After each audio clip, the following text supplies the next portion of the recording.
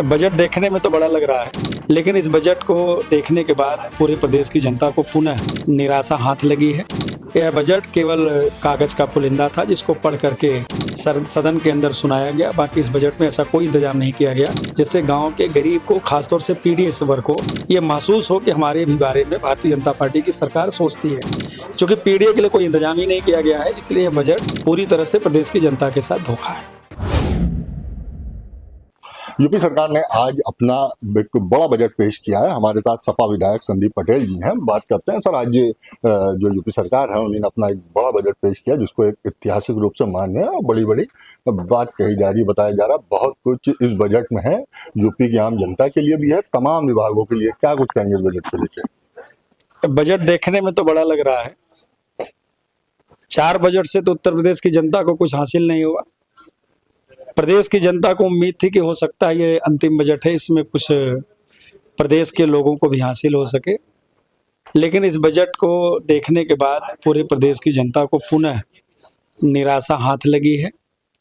क्योंकि इस बजट में ऐसा कोई इंतजाम नहीं किया गया जिससे प्रदेश का विकास हो सके, नौजवानों को रोजगार मिल सके, किसानों को ऐसी कोई व्यवस्था हो जिससे किसानों को खुशहाली के रास्ते पे जाने का मौका मिले।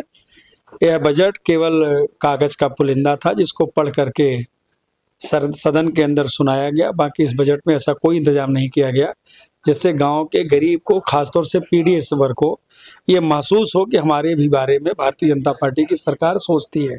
क्योंकि पीडीए के लिए कोई इंतजाम ही नहीं किया गया है, इसलिए यह बजट पूरी तरह से प्रदेश की जनता के साथ धोखा है।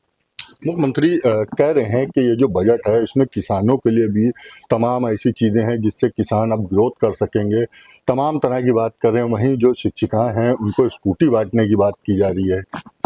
मैं समझता हूं कि यह बजट शायरी का बजट है और मुख्यमंत्री जी के लिए केवल वित्त मंत्री शायरी पढ़ते हैं। और मैं समझता हूं कि यह बात सबको पता है कि इस शायरी का बजट हो गया है। इस बजट में कुछ भी नहीं है।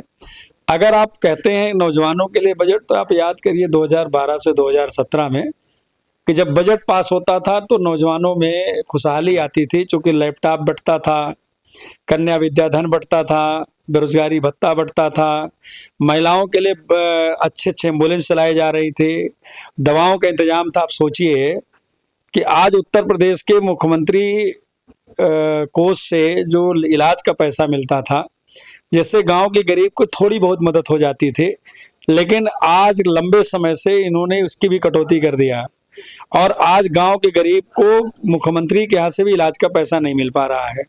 आदमी एकदम परेशान है, दुखी है, निराश है। मैं समझता हूं कि केवल अब आदमी वक्त के इंतजार में है, क्योंकि 2012 से 2017 की सरकार सबको याद आ रही है। लोगों को लगता है कि अखिलेश जी आएंगे तभी उत्तर प्रदेश का विकास होगा, और देखिएगा 2027 में लोग उत्तर प्रदेश में अखिलेश जी को ला करके उत्तर प्रदेश का विकास कराने का काम करेंगे। बहुत बहुत शुक्रिया। ये हमारे साथ थे सपा विधायक संदीप पटेल जी, जिनका साफ तौर से कहना है ये जो सरकार का बजट है वो साफ तौर से जो कागज का पुलिंदा। हालांकि सरकार लगातार इस बजट को लेके बड़ी बड़ी बातें कर रही है। कैमरा पर्सन आज सोनी के साथ मोहम्मद अमान, द लीडर हिंदी, लखनऊ।